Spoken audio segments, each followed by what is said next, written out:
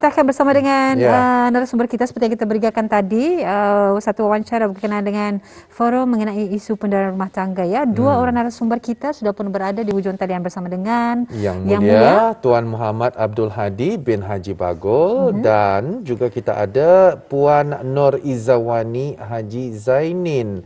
Mereka merupakan peserta bagi program Eksekutif Muda Cohort 6. Ya, jadi kita cuba sapa ya, Ya. narasumber kita. Assalamualaikum. Waalaikumsalam warahmatullahi. Alhamdulillah. Apa khabar ni kedua-duanya? Sehat ya? Alhamdulillah sehat. Alhamdulillah sehat. Alhamdulillah. Jadi mungkin untuk penjelasan bagi topik perbualan, perbincangan kita ni, bagi wawancara kita ni hari ini, mungkin kita ni akan tanyakan kepada Tuan Hadi dulu. Berikan sedikit pengenalan mengenai program ini. Silakan. Okey, Assalamualaikum warahmatullahi wabarakatuh.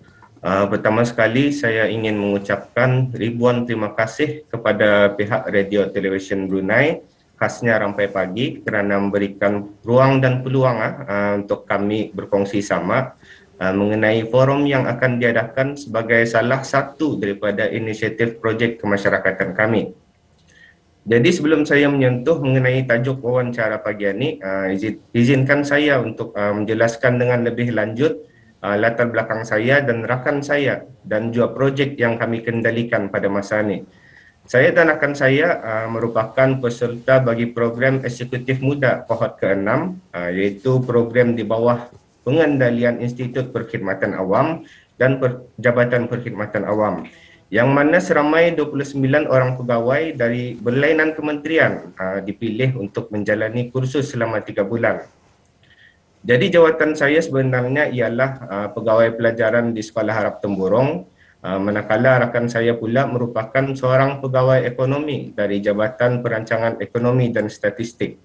Jadi di dalam tempoh kursusan ini, kami berdua merupakan wakil dari kumpulan kiadah yang turut dianggotai oleh 3 orang pegawai dari jabatan dan kementerian yang berlainan. Di dalam kursusan ini juga, setiap kumpulan dikehendaki untuk menjalankan projek kemasyarakatan. Dan projek kemasyarakatan yang dijalankan oleh kumpulan kami ialah projek bertajuk Putra. Ya, Alhamdulillah. Jadi sebenarnya mungkin Tuan boleh mengongsikan lebih lanjut lagi mengenai projek yang dinamakan Putra ini, Tuan. Silakan. Okey, terima kasih. Untuk pengetahuan bersama juga, singkatan Putra ni diambil daripada ayat asalnya, iaitu Projek Under the Radar, yang mana ia membawa maksud kepada projek yang menangani suatu permasalahan ataupun isu yang jarang kita ni dengar atau dipercakapkan, tetapi sememangnya ianya ada berlaku. Salah satu isu sedemikian di dalam konteks negara Brunei Darussalam ini adalah isu mengenai penderaan rumah tangga. Jadi Putra ni ialah projek yang menumpukan kepada isu penderaan rumah tangga di negara Brunei Darussalam yang bertujuan untuk meningkatkan kesedaran dan kefahaman orang awam mengenai isu penderaan rumah tangga ni. Itu adalah merupakan satu program, Projek Putra. Jadi mungkin apa sebabnya Projek Putra ini? Antara objektifnya, kita ni ada dengarkan sedikit tadi, tetapi mungkin saja dapat dilanjutkan ataupun dapat didalami lagi tentang objektif-objektif kenapa agaknya program Putra ini dijalankan. Silakan. Okey, pertama sekali kami sekumpulan menyadari bahawa isu penderaan rumah tangga ini merupakan satu kebimbangan sosial. Bukan saja di kebanyakan negara asing, tapi malangnya juga di negara Brunei Darussalam. Namun demikian, kami merasakan tahap kesedaran dan pendidikan mengenai isu penderaan rumah tangga ini di negara ini perlu dipertingkatkan lagi. Dan ini selari juga dengan kebanyakan saranan orang ramai yang kami terima di dalam maklum balas terhadap kaji selidik yang kami jalankan sebelum ini.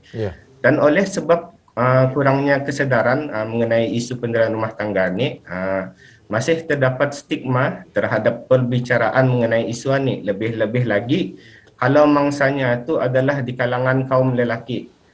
Jarang kita ni mendengar ada laki-laki menjadi mangsa penderaan anik, tapi untuk perkongsian bersama berdasarkan perbincangan yang kami adakan dengan agensi-agensi yang berkenaan, ia memang ada berlaku. Indah banyak tapi ada. Jadi dengan adanya masih stigma ni, banyak mangsa yang indah berani atau malu untuk mendapatkan bantuan yang sepatutnya daripada agensi-agensi yang berkenaan. Jadi di samping itu, isu penderaan rumah tangga ini sebenarnya bukan saja menyentuh di antara perhubungan suami isteri, akan tetapi kalau kita ni lihat dari sudut pandang yang lebih luas, ia merujuk juga kepada perhubungan antara adik-beradik maupun antara anak dewasa dan ibu bapa. Jadi disebabkan kurangnya pengetahuan atau kesedaran mengenai isu penderaan rumah tangga ini, banyak mangsa indah sedar bahawa ia sedang didera ataupun mengalami isu penderaan rumah tangga. Ini antara maklumat lain yang dapat kami simpulkan juga dari maklum balas kaji selidik yang saya sebutkan tadi. Ya, Alhamdulillah. Jadi memang kalau kita bercakap mengenai isu penderaan rumah tangga ini bukan sesuatu yang baru ya.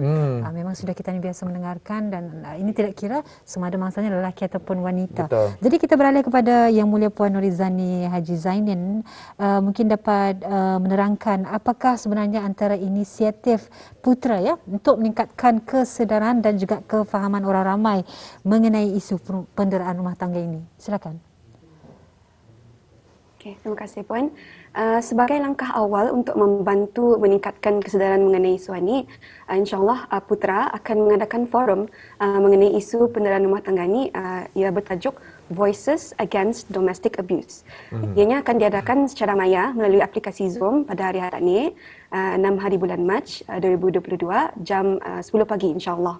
Jadi forum tersebut akan menampilkan barisan ahli panel daripada pelbagai agensi, iaitu daripada pasukan polis di Raja Brunei, firma Guaman Yusof Halim and Partners, bahagian khidmat nasihat keluarga di Kementerian Hal Ehwal Agama dan juga Jabatan Pembangunan Masyarakat di dalam Kementerian Kebudayaan Belia dan Sukan. Di dalam forum itu nanti ahli panel diharap dapat memberikan penjelasan mengenai keadaan semasa tentang isu penderaan rumah tangga di Brunei dan sekaligus memberi saranan akan cara-cara dan ke mana perlu dituju untuk mendapatkan bantuan dan untuk melaporkan sebarang penderaan yang dialami. Orang ramai adalah dialulukan untuk menyertai forum ini bagi memahami lebih lanjut mengenai jenis-jenis penderaan rumah tangga, sebab penderaan ini bukannya berlaku dari segi fizikal saja tapi juga dari segi lisan, psikologi, kewangan dan mungkin orang ramai dapat juga boleh mengetahui mengenai statistik serta contoh-contoh kes penderaan rumah tangga yang ada berlaku di Brunei. Ya, mungkin Puan dapat lagi menjelaskan mengenai tadi pun diberikan bahawa orang ramai dapat mungkin saja mengikuti forum ini ataupun macam mana ni? Bolehkah mengikuti atau bagaimana caranya kalau boleh? Orang ramai yang ingin menyertai forum ini boleh mengimbas kod QR seperti yang tertera di kaca TV ataupun melalui pautan tinyurl.com/register4vada. Okay. Jadi kalau akan mengetahui juga lebih lanjut mengenai projek dan forum ini, orang ramai dialulukan untuk melayari akaun Instagram kami di @putra.bwn. Ya, Alhamdulillah ya. Jadi bagi kita yang mungkin ingin mengetahui lebih lanjut tadi seperti yang telah kita paparkan di kaca TV sudah boleh men-scan ataupun mengimbas QR code yang telah pun dikongsikan tadi ataupun kita boleh melayari di laman akaun rasmi yang telah dikongsikan tadi iaitu putra.bwn. Putra.bwn, betul. Ya. Antara ini adalah merupakan seperti yang dikatakan oleh kedua-dua narasumber kita ni, satu kebimbangan sosial mengenai penderaan ini dan kebanyakan di antara kita ni akan terlalu menstereotipikalkan agaknya penderaan rumah tangga itu antara si suami mendera si isteri. Itu yang paling stereotip itu sajalah. Tetapi nanti dengan forum ini kita dapat menggali lagi dengan terperinci apa sebenarnya bererti penderaan ini.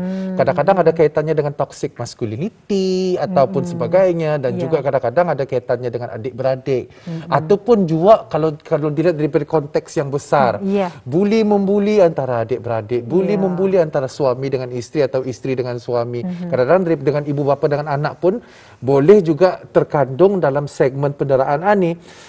Mungkin sahaja daripada kedua-dua tetamu Ketani, mungkin Tani mulakan dengan Tuan Hadi dulu. Apakah dia harapan BIS kita bagi program ini? Silakan.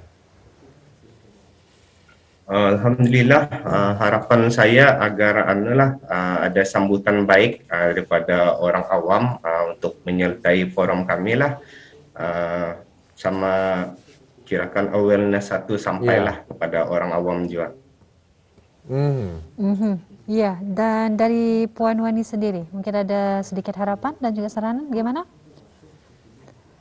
Ya, dan bagi saya diharapkan projek Putra ni secara langsung maupun tidak langsung dapat membantu sedikit sebanyak dalam memberi kesedaran kepada orang ramai mengenai isu penerimaan rumah tangga ni lah, dan juga mudah-mudahan forum yang akan diadakan nanti akan bermanfaatlah kepada orang yang menyertainya, insya-Allah. Ya. Ya, alhamdulillah. Demikian tadi ya kita bersama dengan dua orang narasumber kita. Apa pun kita ucapkan terima kasih dan kita mengharapkan semoga forum ini akan berjalan dengan jayanya ya.